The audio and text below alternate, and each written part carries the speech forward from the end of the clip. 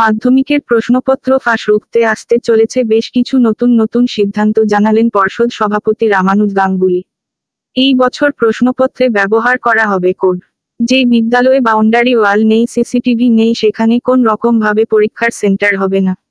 Emergency response team তৈরি করা হয়েছে। পরীক্ষার সিটরুমে অনেক সময় অ্যাটেন্ডেন্সরা কুরিয়ারের কাজ করে, সেই দিকে নজর রাখতে হবে। কিছু জায়গায় সিস্টেমের কম্প্রোমাইজ হয়েছে বলে সংশয় তৈরি হয়।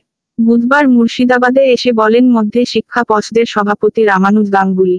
পশ্চিমবঙ্গ মধ্যশিক্ষা পর্ষদ কলকাতা আঞ্চলিক কার্যালয় দ্বারা অনুমোদিত 2024 সালের মাধ্যমিক পরীক্ষার প্রস্তুতি সংক্রান্ত আলোচনা সভার আয়োজন করা হয় বহরমপুরের রবীন্দ্র সদনে। এরপর জেলা প্রশাসনের সঙ্গে পরীক্ষা সংক্রান্ত একটি বৈঠক করেন রামানুজ বাবু। নতুন হচ্ছে, প্রথম হচ্ছে ধরুন পরীক্ষা প্রশ্নপত্রের সংখ্যা, যেটা বললাম কোড।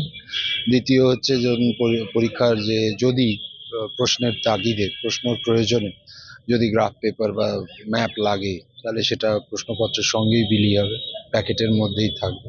এগুলো হচ্ছে বিশেষ করে দুটো পরীক্ষা কেন্দ্র চয়নের ক্ষেত্রে আমরা বলেছি যে পাঁচিল না থাকলে সেই পরীক্ষা কেন্দ্র হবে না, স্কুল সিসিটিভি না থাকলে পরীক্ষা কেন্দ্র হবে না, বা ধরুন যদি রাস্তা যদি প্রশস্ত না হয় তাহলে সেগুলো পরীক্ষা কেন্দ্র হবে না।